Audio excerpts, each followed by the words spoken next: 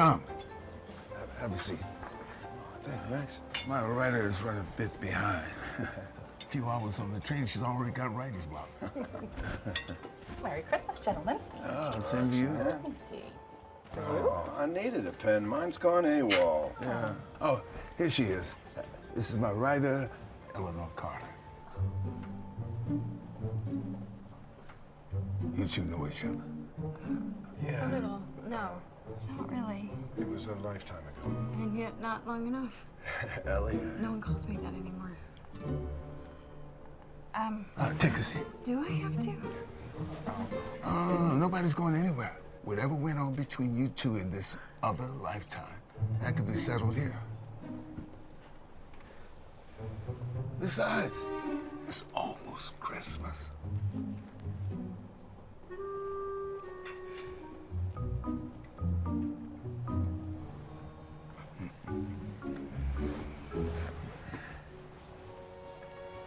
See, I still have that old notebook. See, give it yours up. Nobody uses paper anymore. Ah, it always worked for me. Well, iPads, paper, whatever gets the story out, right? Honey, I never would have pictured you in Hollywood. And I never pictured the man who was going to change the world writing about his and her closets. Oh, so you read it. In the waiting room of my dentist, yeah. You know, the interesting thing about his and her closets is the her doesn't get up and run off without explanation. And the his always stays shut and empty. You know, I'm going to get off at the next stop. There you go, running off again.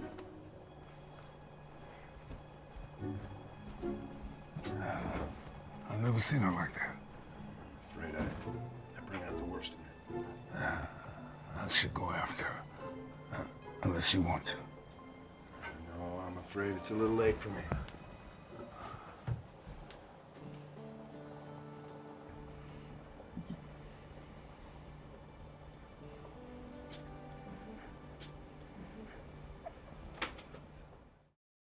You know it's good when Joan Cusack has your back, right?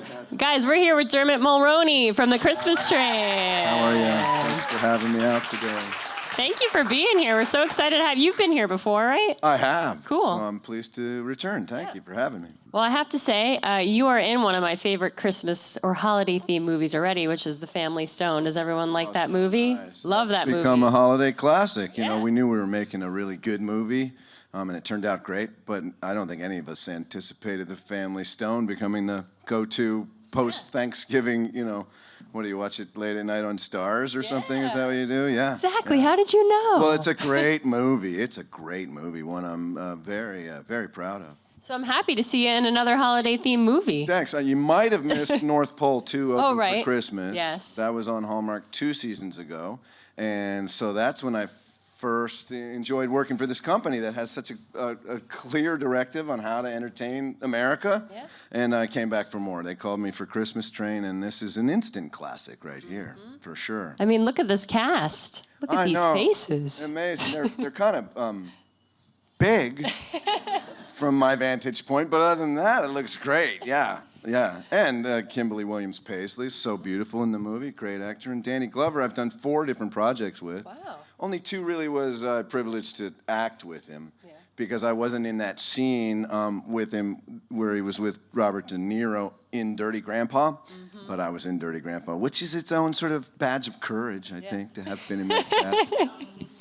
So did you kind of get Danny involved in this movie, or? No, by no means. I take no separate? credit. What I did is finally get to be friends with him. Yeah. We had enough time on set that we're working together, and he's the most phenomenal guy. He has an incredible American story, the way he came into the arts, and he's still to this day an activist for labor causes and his community in Northern California. So he's really an amazing, important man. So it's nice to get to know him. And that must make work a little bit more fun when you're hanging out with people like this on a train. And then they added, like you said, they added Joan Cusack to the cast. So that was when it really became a slam dunk to do it. I was already aboard. Sorry. But then they let me know Joan was joining. So the movie took a whole turn toward enhanced quality when she joined us. So what was the set like? How long did you guys shoot this, and where? And Yeah, we shot in Vancouver, BC, which is always a nice place to work. I prefer working in the States for you know, convenience and for the economy of our industry, of course. But we're so proud to work in Canada, and they got great technicians. And you know, I'm just seeing it. I did the looping afterwards, but I thought that looked a lot like a train. It really does. Yeah. Well, you know what it is? Instead, it's kind of made out of plywood. They put it in a room about this size, and we shot most of the movie on that one set. So you'll see there's a parlor car, and then there's a dining car, and this is like a backstage story. Maybe it's the same car. They just changed the chairs, basically. So sorry if I'm ruining it for anybody. But we did work on some real trains, too, in like an old train park. And so they did it really creatively. And, of course, they make their movies on a modest budget. Yeah. This, however, they went for. And this is a Hallmark Hall of Fame film, which distinguishes it from their other quality fare. It's sort of their deluxe version. Yep. And you learn when you do a Hall of Fame that it's the longest running series on television. It's 67 years old. It's won the most Emmys of any other series ever. And Hallmark's still doing it, and they mean it. You know, working for this company is so interesting to, well, I touched on it. They had their mission is to entertain at this time of year. And so it's nice to have a real specific assignment. It's probably nice to be, you know, inducted into the deluxe Hallmark Hall of Fame. Yeah, channel. like premium Hallmark Channel material. I know. And honestly, I'm really proud to be heading a cast like this and in a movie of this quality. Yeah. It seems too so elemental, you know, if you take two fundamental pieces and put them together, sometimes even at its simplest level. So how could a train in Christmas not work? Exactly. Right? It always seemed like it was so simple. Like my best friend's wedding. The only reason that worked is it was so simple. She didn't get the guy. Yeah. And that's what sets that movie apart. Sometimes you don't have to be all like thinking about how to reinvent the wheel. Sometimes you just need to make a good movie. My best friend's wedding. Guys, that's one of my favorite Funny, did that come up? Did it just like happen to come up? You make my job real easy, Dermot. How did that come up? Who brought that up? But no, we had talked before about how that movie kind of changed the rom-com game because, like you said, she doesn't end up getting the guy, and there's not necessarily a happy ending. Yeah, but it's such a simple idea. I mean, that's how I would compare these, except that there's a great romance story in this movie, and a mystery and a great reveal at the end, so... Yeah, twist. It is. It's based on a novel by David Baldacci, who I misnamed earlier today on a talk show live, calling him Michael Baldacci. I was just informed that David. Yeah, it's David. So I make that clear now. Maybe this will go out on the internet or something, and people be like, "Oh, it's he on said the make internet Michael." Right now. David. This is what I mean, David. My bad. So it's a real rich story with great characters. In fact, there's a couple in the book that didn't quite make the movie. So my point is there's a lot that's revealed in the story in the way it would feel when you're reading a novel. Yeah. So did you read The Christmas Train, the book, to get prepared for the movie? Yeah, I read it in the first couple of days of shooting, so really I can't say, it was happening at the same time. Like, I have to but be didn't in do this. it before. I read if this that's book, what you mean. yeah. Did I do it before? No, I did it as during. Yeah. So you played Tom, who's a journalist. Yes.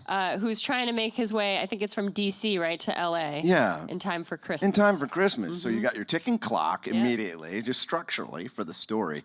And a great character, really. He's kind of been assigned to an assignment as a journalist that I think you get the impression he feels maybe somewhat below him because you learn in this story he's had this wonderful globetrotting journalist, international, guy on the go. And then now he's just writing puff pieces for the magazine. But little does he know that his old flames on the train, Kimberly plays that part, and romance takes off, or the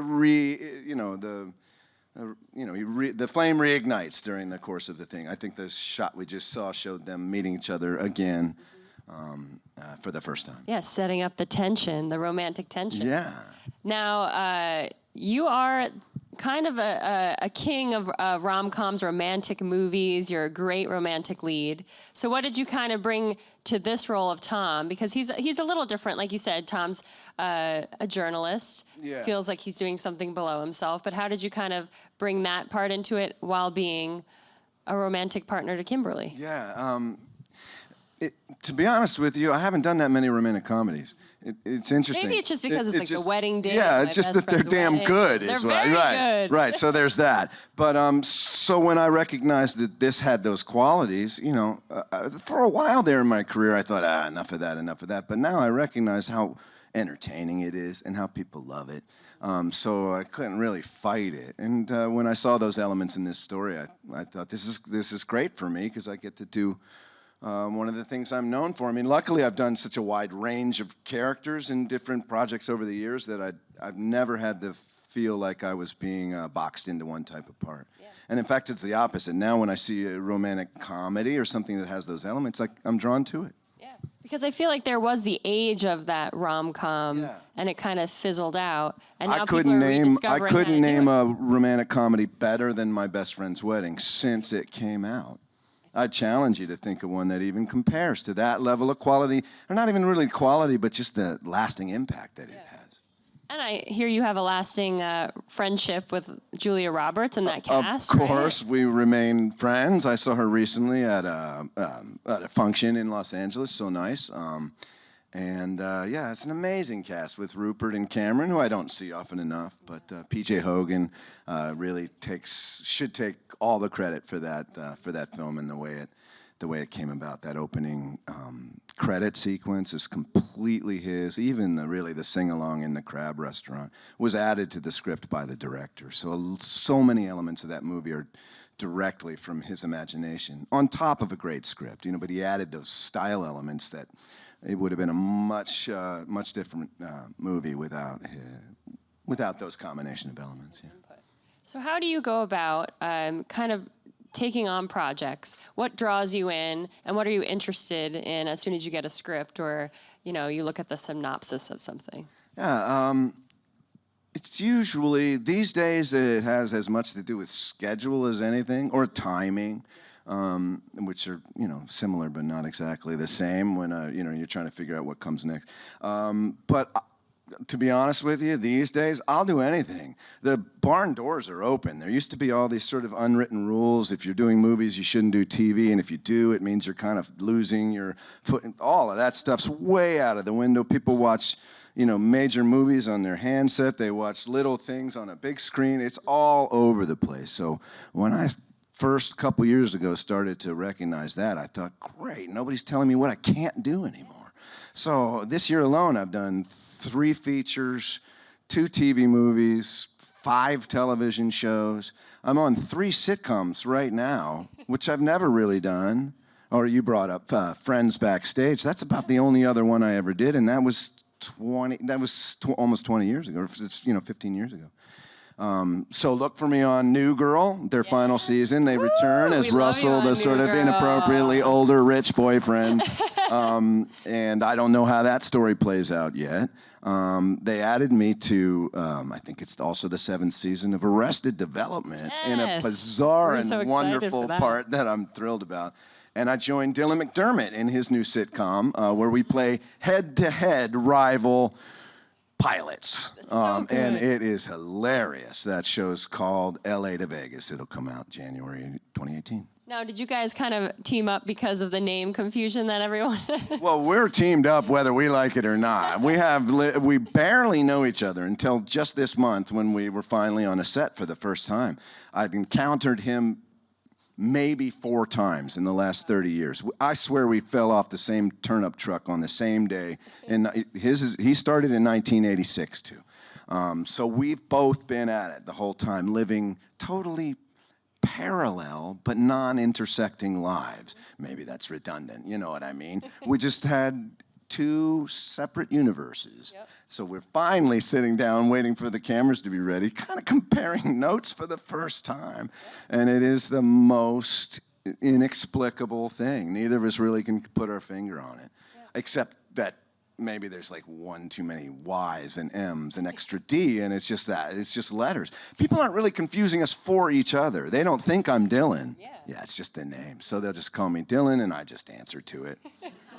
Because if I say, hey, you got it wrong, you're calling me wrong, then I'm in the thing with the person, and they feel bad. Even they feel terrible sometimes, and then I find myself, oh, no, it's okay. And I thought, no, wait a minute. I've suddenly become their It's not psychologist. okay, This yeah. is not, no, it's not that it's not okay. It's fine, I don't care. I just don't really want the burden of helping them through. Yeah. You know, you're going to have to deal with that on your own. I love Yeah. So the best defense now is, so now I'm going to start working with Dylan. And they say, Dylan, can we see? And we both turn. They don't call him Dermot, though. No. Yeah. So does, McDermott. I think sometimes they call him by his last name to himself, Yeah. maybe thinking that that might be his first name. That's part of the confusion, too. Because people know the last name McDermott, somewhat. Be the name of your show, McDermott and Dermot. Oh my God! The suggestion, yes. I mean, there's, yeah. I think this is a great way to address it. When they called me, though, I must say, I thought, is this the right time? You know, should? And I thought, well, I can't blink. Yeah. You're like, let's just go for Yeah, it. they threw down the gauntlet, and if I'd said I'm not comfortable doing this, you know, Yeah. that wouldn't have been right. So it was. I saw it as a challenge, and I looked it square in the eye and had a blast. Yeah, and I mean, television's the place to be right now. It's like the new age of TV and the stuff that's coming out on television and how many shows are out there. I think it's like almost 500 shows are on that you could stream and watch. And as an actor like myself who's gone through these different eras of the entertainment industry, I can go act in those shows now because there's no limit anymore, which has just been fantastic for me. For my business, it's been good. But it's just also been really freeing. As an actor, I'm allowed to do more and different things than I ever was. you mentioned the sitcoms, but you're also on American Horror Story, which Which is even really further cool. makes it confusing because, of course, he started that first season as showing Dylan. I mean, I forgot. He's yeah, in the so that even House. adds to, you know. But that I couldn't resist either. Got a call from Ryan Murphy to appear in a storyline that wound up being remarkably prescient to how things went through this season. So those of you who haven't seen Cult, I haven't seen it, but it's crazy this year because they created this world that actually got out ahead of what really happened. So there's sort of a left-leaning activist, gender-bending, homicidal cult at work in that town, wherever it is, that's out to get the conservatives, out to kill them horrendously. So I play a news commentator who's a sexual harasser Very timely. who gets his own, like 2 episodes later, in the most gory and horrendous way. But all of this was written before there were any of these horrifying revelations that have come out of the entertainment industry and so many other industries. Thankfully, it's coming out, and we're experiencing this great opening. But Ryan's writers saw this. This was written even before the Charlottesville. I mean, the Alexandria shooting really is the one where the left-wing gun nut asshole was trying to take out the right wing. Scalise is the Republican who was shot on the baseball field. That's my hometown too, and I used to play soccer on that field. So when that happened, and then that was followed shortly thereafter with the events in Charlottesville. Virginia, once again, as it always has, been a border state. First shots fired in the Revolutionary War and the Civil War, and here we are again as Virginians, right there on the front line of trying to change things. And damn it, Northam won the governor office this year. So it's amazing, amazing. First domino to fall. And we're thrilled in the Old Dominion. Yeah. I mean, this year has been one for the books. And, we just recently had Sutherland Springs too, another tragedy. Do you find it important to choose projects now that can kind of bring a little bit of joy and escape for people that just kind of want to get away from the news and watch something happy? I can't tell you how much I'm glad you're asking me that question. It brings us right back to the Christmas train because that's exactly what this is designed for. That's why I was trying to put my finger on Hallmark's mission, is simply that. And so then when you're an actor in a great piece of material like this, you know precisely what your assignment is. And it's not to try and do what you're doing on American Horror Story where you have some social commentary mixed in. This is simply entertainment. It's for families. There's no cynicism. It's really humorous, but it's not a hilarious comedy. There's nothing that's gonna, it's like a round peg in a round hole. And sometimes you just need that instead of trying to make something new or reinventing the wheel. Wheels work great. Yeah. So this is that, and it's nice to have a important assignment like that too, which is, as far as I'm concerned, you know, I picture families sitting down to watch this movie together, which I don't usually picture, certainly not when you're making American Horror Story or something. So it's a nice antidote for me to have that kind of range, and it's all in 1 year.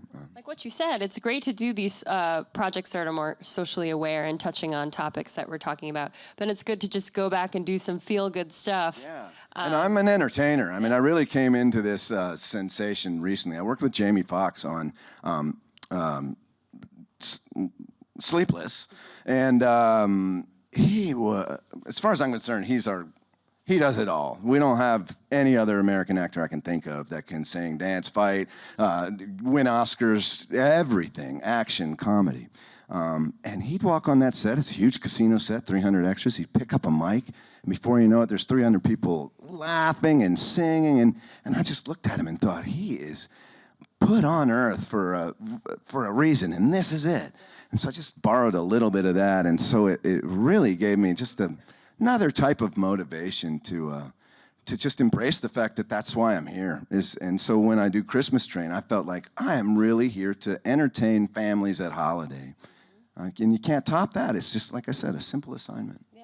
So how do you actually feel about the holidays? Are you someone who gets excited to see? No, I'm Ebenezer Scrooge. I can't take it. You know, some people aren't into like seeing the family on Thanksgiving. There's a lot of, I mean, this year there's probably going to be a lot of political discussions at the Thanksgiving dinner table and Christmas dinner table. I personally love the holidays, but not everyone is a holiday lover. No, I'm very much a holiday guy, and have one older son, a freshman in college, but 2 little girls too. So we're right in the middle of it at 8 and 9, and I can't wait. You know, people complain.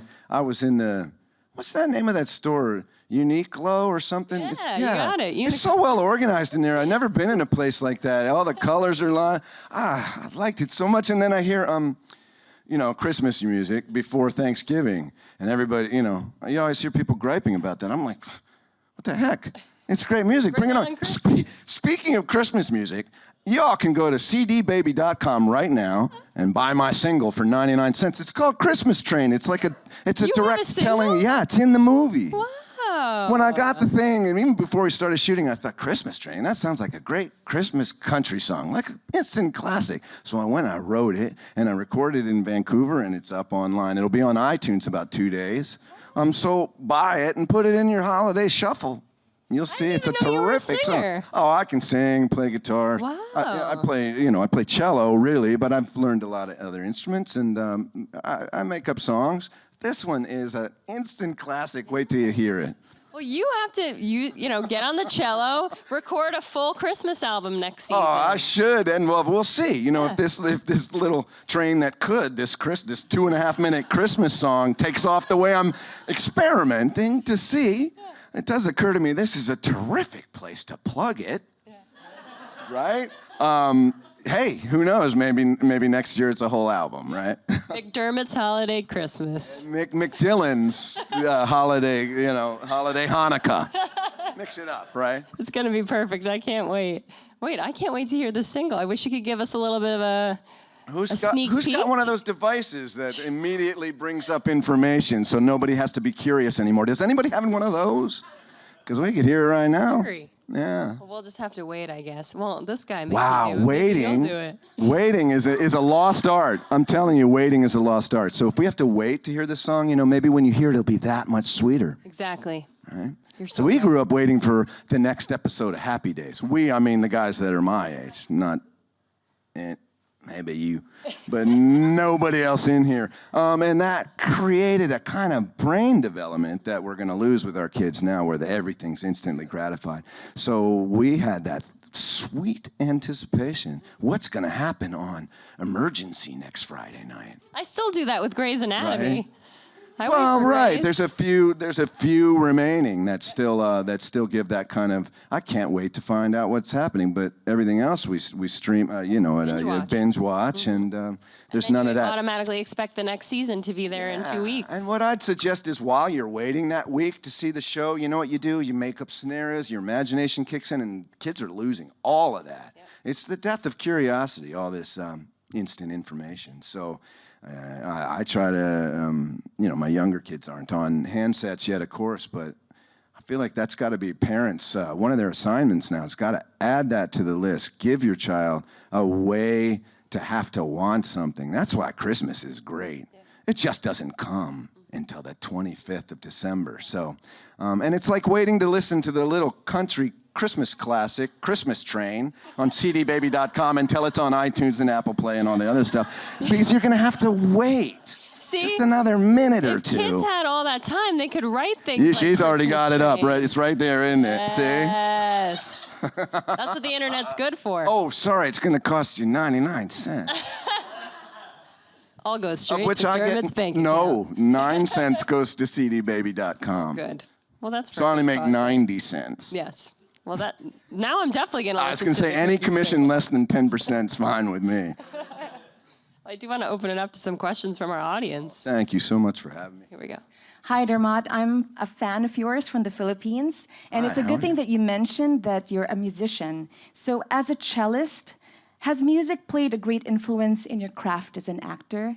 And if so, in what way? Oh, thank you. Wonderful question. Going along with, my discussion on brain development and the unsolicited advice to all American parents that I just gave, it is a factor of that. So when you're learning an instrument, you can learn the whole piece at once, but what your teacher's going to tell you is to work on that measure and get that right, and then learn that little piece, move the bow a certain way in time with your fingers on that one, and then move on. And so approaching acting, I had great teachers in college that also, helped me develop some methodology, just to be, to have a process. So I do relate them in that way, in that if you break it down to its smaller parts, you learn that part and then add it together. So I do that in character work. Like, if you're thinking of this guy, he's a journalist, but then what kind of journalist? And what was his past like? And why did he kind of lose his mojo and wind up here? And you think of each of those bits on that chain of information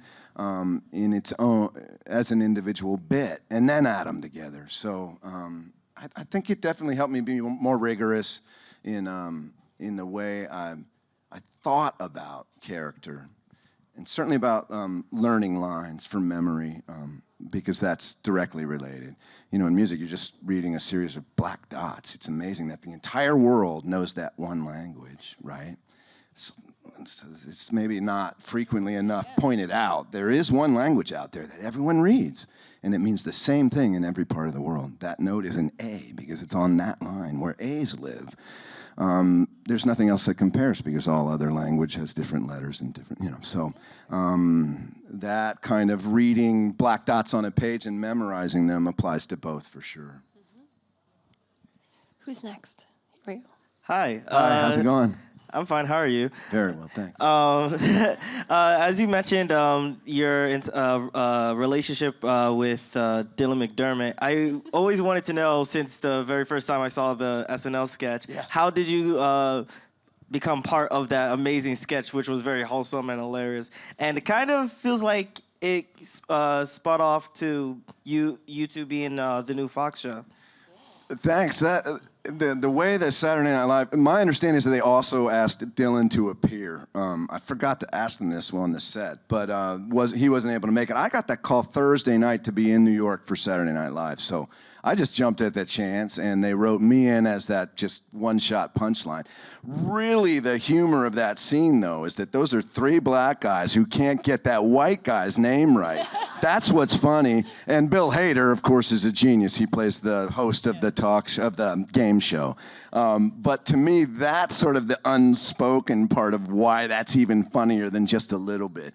But the timing of that was such that it's really about the fourth wave the writers on SNL that came up with that were about 22. I could see they're kids that wrote it, so I'm thinking they didn't even know that this was also funny 15 years ago.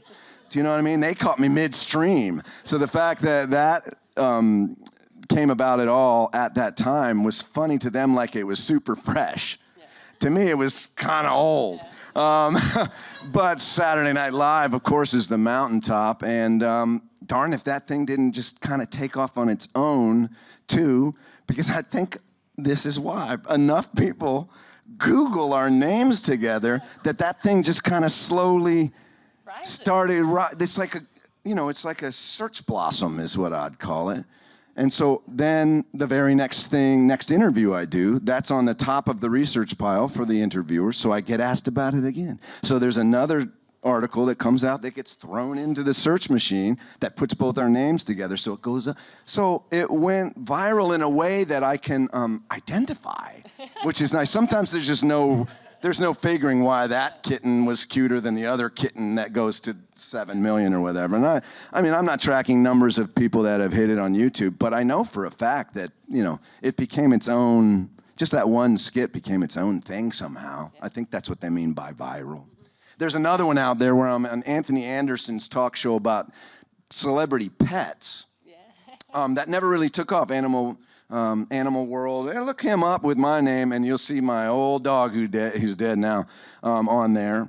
And that one I can identify really became viral because he's a Chihuahua. And once you get a Chihuahua out there and you tap Chihuahua, that dog Maverick was, his breed is why that went viral, not because of me or Anthony or anything. It's just, you can start to identify why the World Wide Web works the way it does. It's going to explode when your show comes out with Dylan. It's just going to be a loop of search. That's what I mean. Maybe it'll break the internet. Isn't that what they say?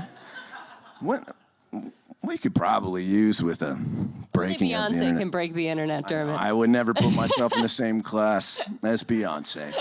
I would not. I never meant to imply that there's any correlation between that level of awesomeness and me. We could do it with this clip, right, guys? We can get this one viral. Let's get this kitten viral. Yeah, exactly. All right, we have time for one more question.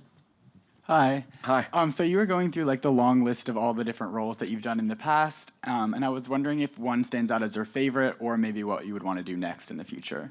Wow, that's tough. I mean, I couldn't ask for more in my career. I've been overblessed. I've had great part. Right when you said, though, the part that came to mind was Dirty Steve in Young Guns. That, for me, I was so young, and I got this incredible character role, even though I maybe didn't look so much like a character actor at the time. And that, for me, was such a turn in how people perceived my abilities. I'm probably 23 or 24 when that took place. So that was, I just this summer did another Western. It's been a long time. I've done several subsequent to Young Guns. But so all of that came rushing back on me this summer. I was in Oklahoma. A movie called The Chickasaw Rancher will be out hopefully next year. So I'll do a Western anytime they call me. That would be my first choice for sure. Thanks a lot. Yeah, I love how Westerns are making their way back. Yeah. Now, The Christmas Train isn't a Western, but it's very, very good and such feel-good TV. And you guys can watch it November 25th on Hallmark Hall of Fame on the Hallmark Channel. On Hallmark. Do you see how I got that right? Yeah, that's how it's Thank you. put. Exactly. Thank you so much, you guys. Thank you for being it's a blast today. Thank you.